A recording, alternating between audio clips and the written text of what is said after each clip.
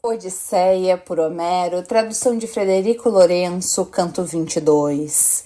Em seguida, despiu os farrapos o astucioso Ulisses e deu um salto em direção à soleira, segurando o arco, e a aljava cheia de setas. Entornou as setas todas à frente dos pés e assim disse aos pretendentes: na verdade, chegou ao fim esse certame tremendo, agora, noutro alvo, que nunca foi antes atingido, verei se consigo acertar, se Apolo der cumprimento à minha prece. Assim falou e contra Antino disparou uma seta amarga. Ora, Antino estava no momento de levar à boca uma bela taça, o vaso dourado de asa dupla, pegara nela com as mãos para dar um gole no vinho. O morticínio estava longe dos seus pensamentos, pois quem dos celebrantes do banquete pensaria que um homem, isolado entre tantos ainda que forte, lhe traria a morte malévola e a escuridão do destino? Mas Ulisses disparou contra ele e atingiu-o com a seta, cuja ponta lhe atravessou por completo o pescoço macio. Inclinou-se para o lado, a taça caiu-lhe das mãos ao ser atingido e logo das narinas jorrou um jato de másculo sangue. Depressa afastou a mesa com um pontapé e toda a comida foi parar no chão, conspurcando o pão e as carnes assadas. Então surgiu entre os pretendentes uma gritaria desmedida. Ao verem o homem caído, saltaram das cadeiras e precipitaram-se através da sala, aterrorizados, procurando-os por todo lado ao longo das paredes bem construídas. Mas não havia lança ou escudo a que pudessem lançar as mãos, e repreenderam Ulisses com palavras enfurecidas: estrangeiro, fazes mal em disparar contra homens, nunca participarás noutro certame, agora tens assegurada a morte escarpada. Mataste o homem mais nobre de Ítaca e devido a isso teu cadáver será devorado pelos abutres. Era o que dizia cada um, porque pensavam que Ulisses matara Antino sem querer. Na sua estultícia não percebiam que sobre todos eles tinha sido atado os nós do morticínio. Fitando-os com expressão carregada, respondeu o astucioso Ulisses: ó cães, vós não pensastes que eu alguma vez regressaria para a casa de Troia, visto que me quisestes destruir a casa, deitando-vos às forças com as servas. E estando eu ainda em vida, fizeste a corte à minha mulher, sem qualquer temor dos deuses que o vasto céu detém. Da indignação de homens ainda por nascer. Agora sobre vós todos se ataram os nós do morticínio. Assim falou e a todos dominou o pálido terror. Cada um olhava em volta na esperança de fugir à morte escarpada. Só Eurímaco tomou a palavra para lhe dar resposta. Se na verdade és Ulisses de Ítaca, que acaba de regressar, o que dizes é justo no que diz respeito aos atos dos aqueus. Muitos atos de depravação foram cometidos no palácio, muitos também no campo, mas agora jaz morto, responsável por tudo. Antino, ele é que faz essas coisas, não porque desejasse ou precisasse de tal casamento, mas com outro intuito que o Crônida lhe negou, de ele próprio vir a ser rei na bem fundada Ítaca, para tal planejando a emboscada para matar o teu filho. Mas agora ele jaz morto, como merecia, mas tu poupa os teus súditos. Da nossa parte, iremos pela ilha para te trazer a restituição daquilo que comemos e bebemos no palácio. Traremos em desagravo cada um de nós o valor de 20 bois e pagaremos o que for preciso em bronze e ouro até que se apazigue o teu coração. Até lá não te censuramos por estares encolerizado. Fitando-o com expressão carregada, respondeu o astucioso Ulisses: Eurímaco, nem que me desseis todo o vosso patrimônio, tudo que tendes agora, e pudesseis reunir de outro lugar, nem assim eu reteria as mãos no morticínio, até que todos vós pretendentes pagasseis o preço da transgressão. O que tendes agora frente a isso, combater ou então fugir, se é que pode alguém fugir à morte e ao destino. Mas não penso que nenhum de vós fuja à morte escarpada. Assim falou, e ali onde estavam se enfraqueceram os joelhos e o coração.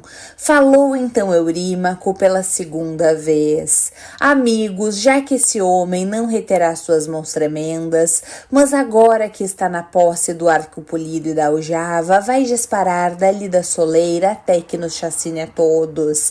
Lembremo-nos agora da coragem e do combate, desembainhai as espadas e segurai as mesas como escudos contra setas causadoras de morte veloz. Lancemo-nos todos contra ele, na esperança de o tirarmos da soleira da porta, e atravessaremos logo a cidade para darmos o alarme. Rapidamente terá esse homem disparado a última seta. Assim dizendo, desembainhou a espada de bronze, afiado, uma espada de 2 gumes, e lançou-se contra Ulisses com um grito terrível. Mas ao mesmo tempo disparou uma seta ao divino Ulisses, acertando-lhe no peito ao lado do mamilo. A seta veloz atingira-o no fígado, das mãos Eurímaco deixou cair a espada, contorcendo-se no chão por cima da mesa. Dobrou-se e caiu, atirando para o chão a comida e a taça de asa dupla. Bateu na terra com a testa, na agonia da morte, e, esperneando contra a cadeira, fê-la abanar com ambos os pés. Mas depois um nevoeiro lhe desceu sobre os olhos. Em seguida foi Anfímono que se lançou contra o glorioso Ulisses, em gesto frontal, tendo desembainhado a espada na esperança de afastar Ulisses da porta. Mas Telêmaco foi rápido e atirou e acertou-lhe nas costas com a lança de bronze à ponta, entre as omoplatas, empurrando-a até trespassar o peito. Anfímono caiu com o estrondo e batendo com a testa no chão. Mas Telêmaco saltou por trás, deixando a lança de longa sombra nas costas de Anfímono, pois muito receava que, se tentasse tirar a lança de longa sombra do corpo, algum dos aqueus investisse contra ele e o atingisse com a espada, curvado sobre o corpo. Começou, pois, a correr e depressa chegou junto do pai amado, postando-se ao seu lado, dirigiu-lhe palavras aladas. Pai, trago-te um escudo e 2 lanças e um elmo de bronze bem ajustado às têmporas. Eu próprio me armarei quando regressar e darei armas ao porqueiro e ao boieiro, pois é melhor estarmos armados. Respondendo-lhe, assim falou o astucioso Ulisses: vai trazê-las depressa, enquanto eu ainda posso defender com setas. Não vão eles afastar-me da porta por estar aqui sozinho. Assim falou, e Telêmaco obedeceu ao pai amado, foi até a câmara onde tinha deposto as armas gloriosas. De lá trouxe 4 escudos e 8 lanças, assim como 4 elmos de bronze com penachos de crina de cavalo. Pegou neles e depressa regressou para junto do pai amado. Primeiro que tudo, vestiu o bronze em torno do corpo, de igual modo se amarram os 2 servos com belas armas, posicionando-se cada do lado do fogoso e astucioso Ulisses. Enquanto a Ulisses restavam setas para se defender, disparava-as, acertando-os nos pretendentes, um a um, no palácio deles. E eles caíam uns após os outros, mas quando as setas faltaram ao soberano que as disparava, encostou o arco contra a entrada da sala bem construída, deixando-o ali, reclinado contra a parede resplandecente. Pois então aos ombros um escudo de 4 camadas e na possante cabeça colocou um elmo bem forjado com crinas de cavalo e terrivelmente se agitava o penacho. Agarrou depois em 2 fortes lanças de bronze à ponta. Ora, na parede bem construída havia uma poterna elevada, no extremo do limiar da sala bem construída, dando acesso a um corredor resguardado por uma porta dupla. Ao divino porqueiro ordenara Ulisses que se postasse junto dela e guardasse, pois a ela só havia um acesso. Entre eles falou então Agelau, dirigindo-se a todos: amigos, não haverá ninguém que suba a poterna e vá dar o alarme ao povo para que nos auxiliem. Rapidamente terá esse homem disparado a última seta. A ele deu resposta então Melante, o cabreiro de cabras: não é possível, ó Agelau, criado por Zeus, perigosamente perto estão os portões do palácio e a entrada é estreita. Um só homem poderia afastar todos desde que fosse forte. Mas agora trar-vos-ei armas da câmara para vestirdes, pois foi lá, segundo creio, e não noutro lugar que depuseram as armas Ulisses e o filho glorioso. Assim dizendo, subiu Melante, o cabreiro de cabras, pelos degraus da sala até a câmara de Ulisses. De lá trouxe 12 escudos e outras tantas lanças e igual número de elmos de bronze com crinas de cavalo. Andou em frente depressa, trouxe as armas aos pretendentes. Foi então que se enfraqueceram os joelhos e o coração de Ulisses, ao ver como eles se armavam e preparavam nas mãos lanças compridas. Enorme lhe pareceu a tarefa, logo dirigiu a Telêmaco palavras aladas: Telêmaco, de certo uma das servas no palácio atira contra nós uma guerra maligna, ou então será Melantio. A ele deu resposta o prudente Telêmaco: pai, fui eu que cometi o erro, mas ninguém é responsável. Fui eu que deixei aberta a porta bem ajustada da câmara depois de abri-la. O vigia deles é superior a mim, mas vai, divino é o meu, e fecha a porta da câmara. Vê se é uma das mulheres que está a fazer isso, ou se é, como penso, Melante, o filho de Dólio. Estas eram as coisas que eles diziam entre si. De novo se dirigiu à câmara Melante, o cabreiro de cabras, para trazer belas armas. Viu o divino porqueiro e logo disse a Ulisses, que estava perto dele: filho de Laertes, criado por Zeus, Ulisses de mil ardis, lá vai o homem odioso que nós já suspeitávamos, volta à câmara. Mas diz-me agora com clareza, devo matá-lo se eu me revelar superior pela força, ou deverei trazê-lo aqui para que pague os muitos crimes que ousou cometer na tua casa? Respondendo-lhe assim, falou o astucioso Ulisses: eu e Telêmaco trataremos dos arrogantes pretendentes aqui na sala, por muitos ferozes que sejam. Mas vós dois deverei atar aos pés e às mãos de Melante e atirá-lo para dentro da câmara. Atai-o com uma corda torcida contra uma alta coluna, erguendo-a para junto das traves. Assim, ainda em vida, sofrerá dores insuportáveis. Assim falou, e logo eles ouviram e obedeceram, dirigiram-se à câmara, passando despercebidos a quem lá estava dentro. Melantio estava no recesso interior à procura de mais armas. Eles colocaram-se cada um ao seu lado da porta à espera, e quando estava para pisar a soleira, Melantio, o cabreiro de cabra, segurando numa mão um elmo lindíssimo e na outra um escudo largo, mas já velho, manchado pela umidade, era o escudo do herói Laertes, que o usara em novo, mas agora estava posto de parte com as correias estragadas. espadas. Foi então que os dois saltaram, lançando-se contra Melantio. Arrastaram-no para dentro pelos cabelos e atiraram-no ao chão com angústia no coração.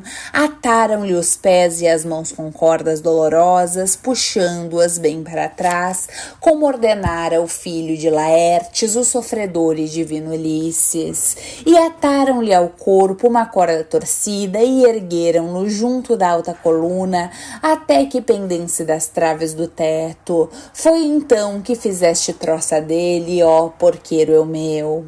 Agora não haja dúvidas, farás uma grande vigília, ó Melantio, dormindo numa cama macia, como tu mereces. Não te passará despercebida a aurora de trono dourado, quando se levantar das correntes do oceano, a hora que trazes as cabras ao palácio para a refeição dos pretendentes.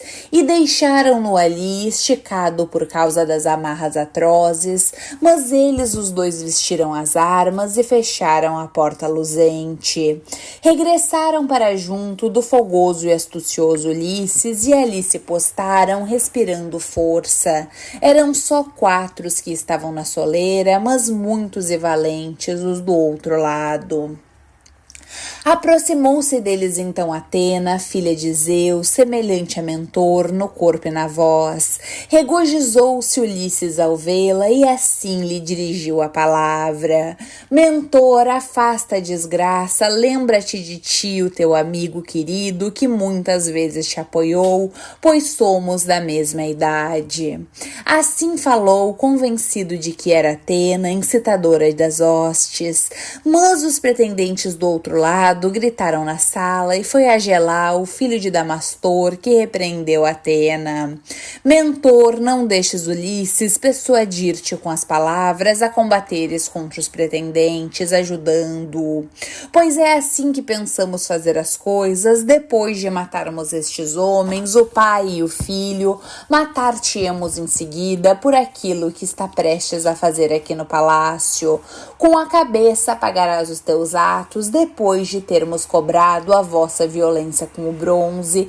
Tudo o que tens de riqueza, tanto em casa como no campo, tudo isso juntaremos às de Ulisses e a teus filhos não permitiremos que vivam no teu palácio, nem as tuas filhas e a tua fiel mulher deixaremos que andem livremente na cidade de Ítaca.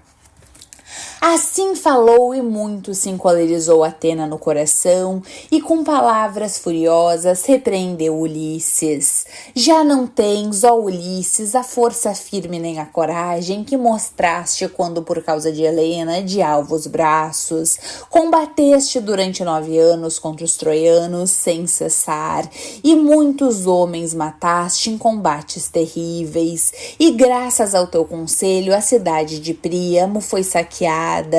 Como é que agora, tendo regressado a casa e aos teus haveres, te lamentas por teres de mostrar a tua força aos pretendentes? Não, amigo, chega-te ao pé de mim e observa o que eu faço, para que saibas como no meio de homens inimigos, Mentor, filho de Alcino, devolve as benesses recebidas. Assim falou, mas não lhe deu ainda a vitória decisiva, porque quis ainda pôs à prova a força e a coragem de Ulisses e de seu filho glorioso e voou em direção ao teto da sala cheia de fumaça, onde pousou numa trave semelhante a uma andorinha. Porém, incitava os pretendentes Agelau, filho de Adamastor, e Eurino, Anfidemonte e Deptólemo, assim como Pisandro, filho de Políctor, e o fogoso Políbo. É que estes eram os melhores em valor dos pretendentes que ainda restavam e combatiam para salvar a vida. Os outros, já o arco e as setas incessantes, tinham morto. Entre eles falou então Agelau, dirigindo-se a todos.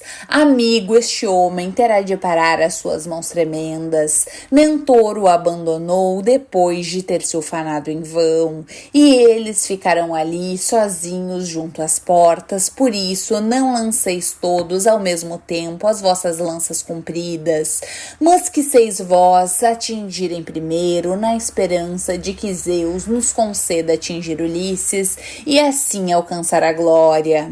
Dos outros não precisamos cuidar, depois de este cair.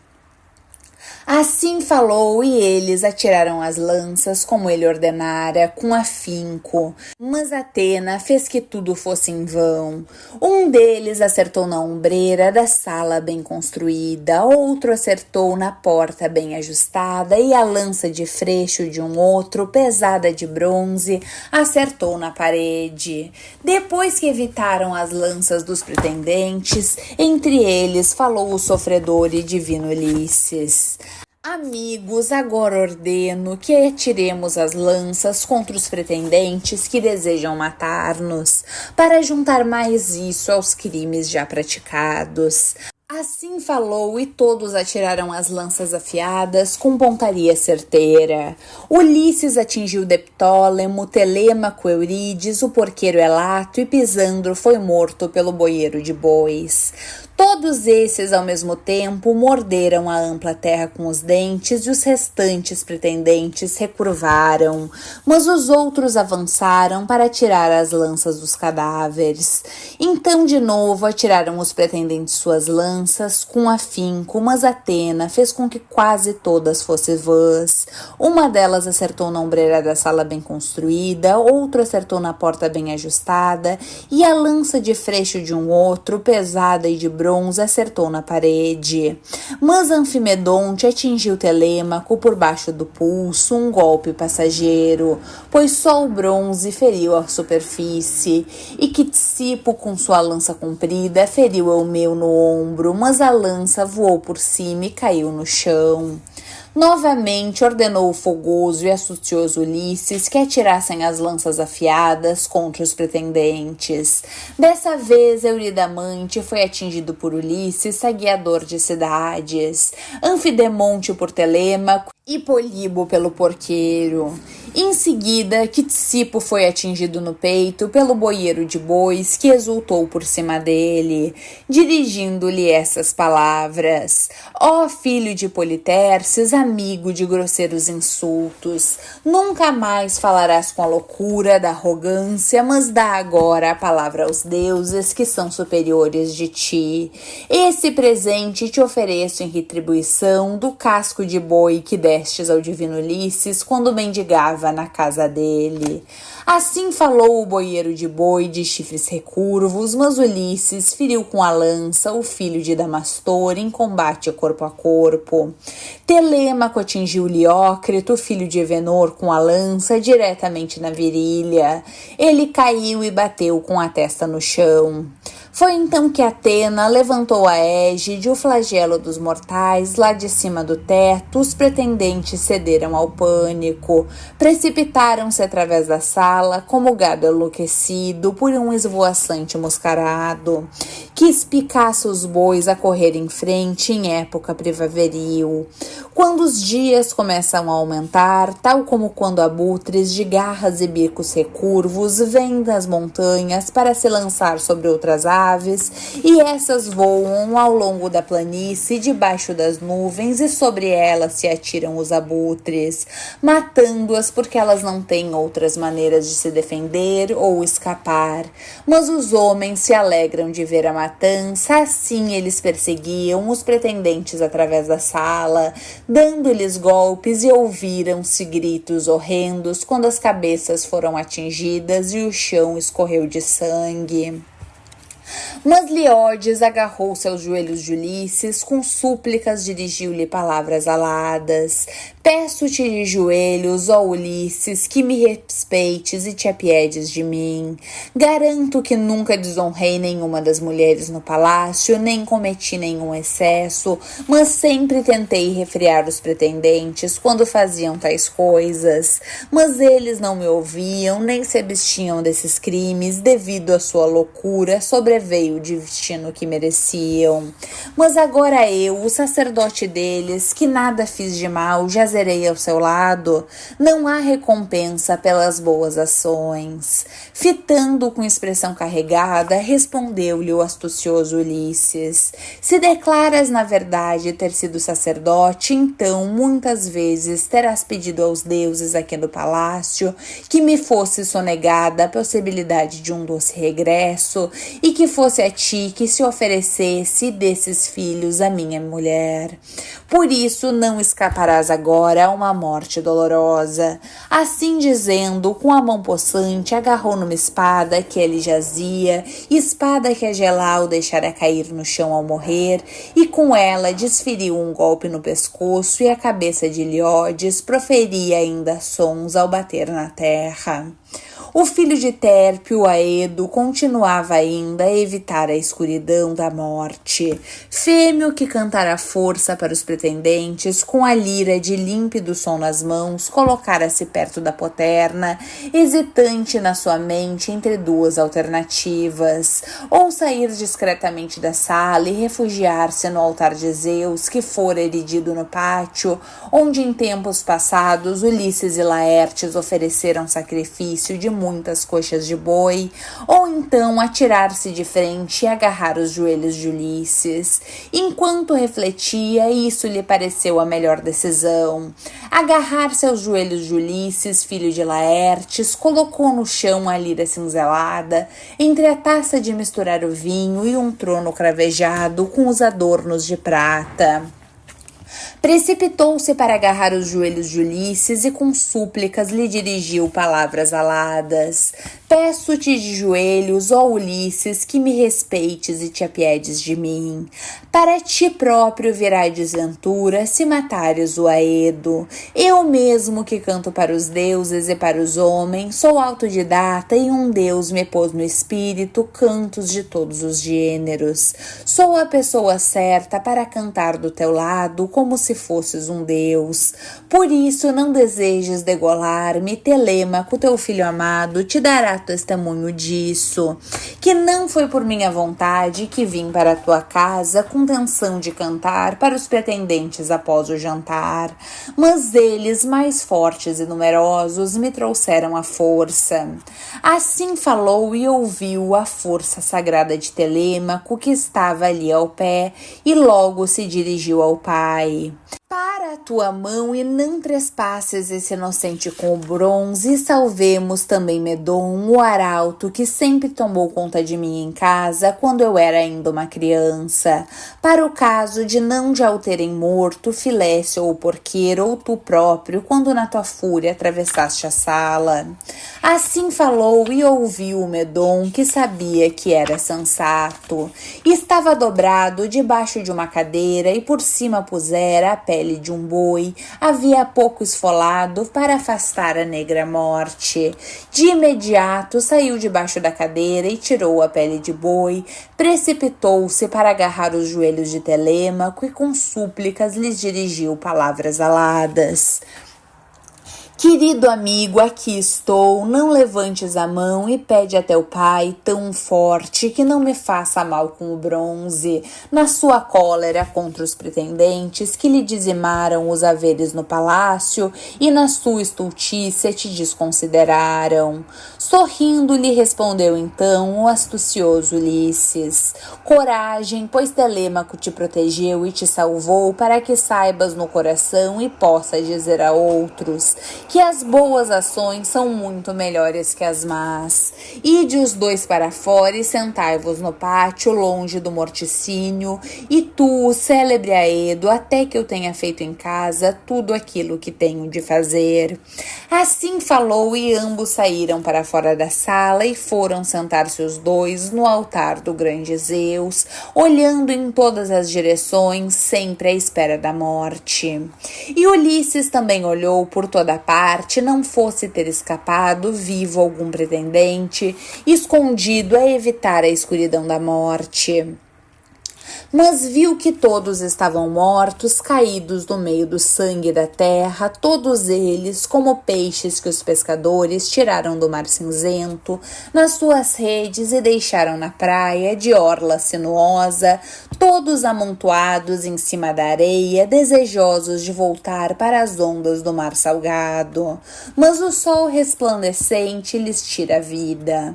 Assim jaziam os pretendentes uns sobre os outros, então disse a Telêmaco, astucioso Ulisses: Telêmaco, chama até aqui a ama Euricleia para que lhe diga uma coisa que estou a pensar. Assim falou, e Telêmaco obedeceu ao pai amado, deu pancadas na porta e assim chamou por Euricleia. Venha cá agora, ó anciã muito nascida, tu que estás à frente das servas no nosso palácio. Vem, chama-te o meu pai para falar contigo. Assim falou, mas as palavras dela não chegaram a bater asas. Abriu as portas da bem construída sala de banquetes e entrou com Telêmaco a caminhar à sua frente.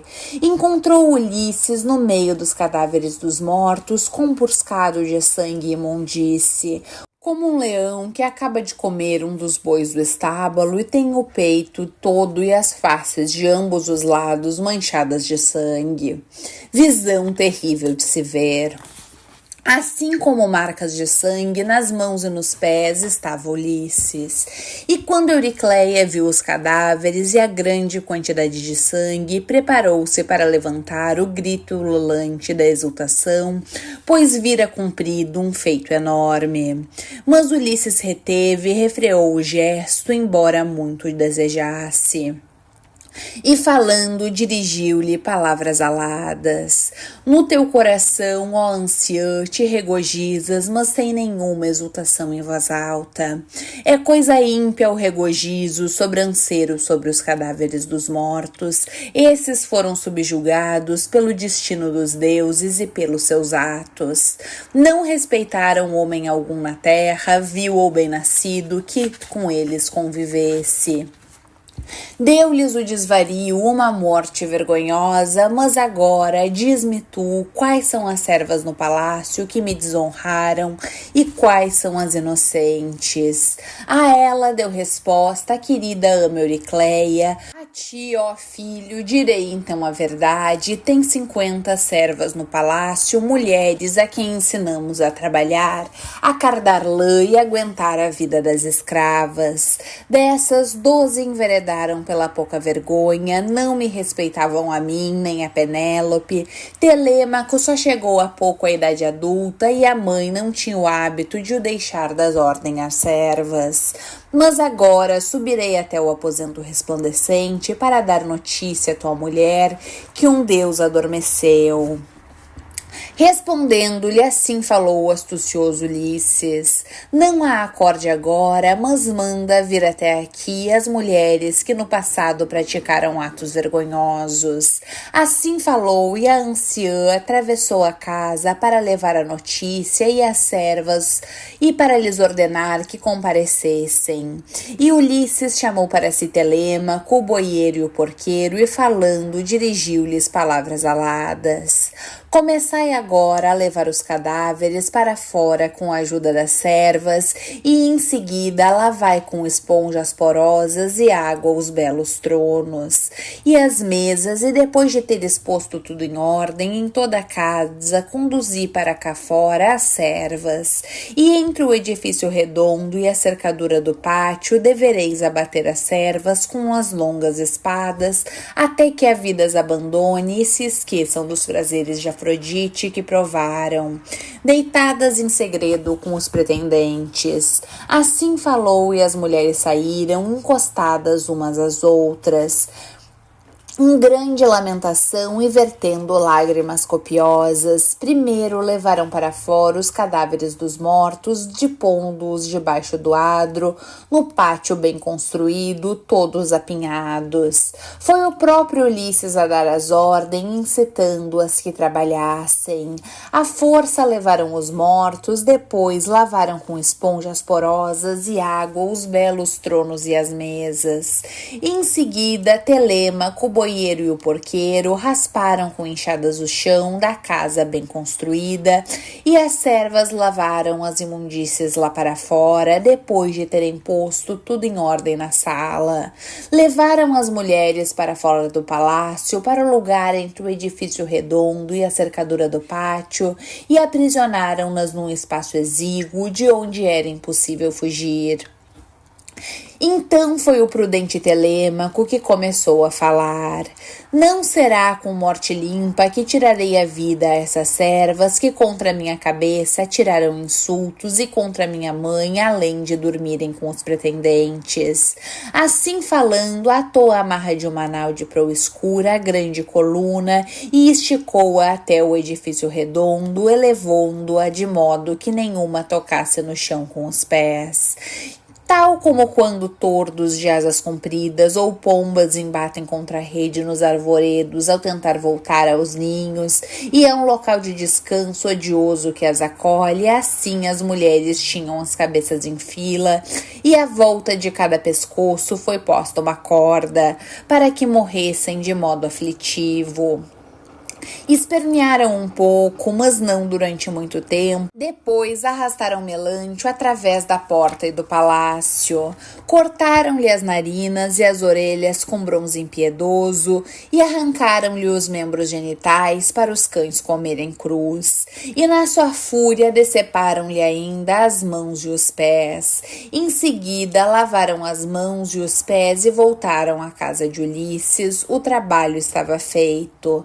Mas Ulisses, disse a querida ama Euricleia, traz enxofre, ó anciã, para afugentar o mal, e traz tochas para purificarmos a sala, e diz a Penélope para vir aqui com suas servas, e diz a todas as mulheres da casa que venham aqui ter.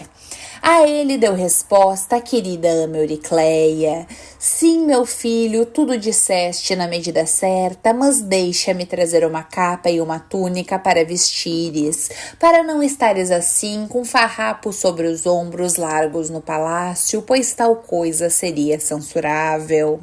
Respondendo-lhe, assim falou o astucioso Ulisses: primeiro quero que se traga o fogo para a sala. Assim falou e não lhe desobedeceu a ama Euricleia, mas trouxe tochas e enxofre, e Ulisses purificou toda a sala de banquetes, toda a casa e o pátio.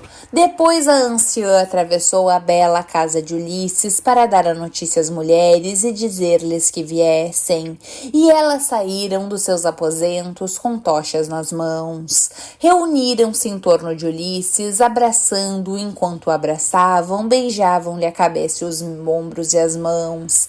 Dele se apoderou então uma doce saudade, sentiu o desejo de chorar e gritar, reconhecer-as a todas. Final do 22º canto, volto assim que possível com o 23º.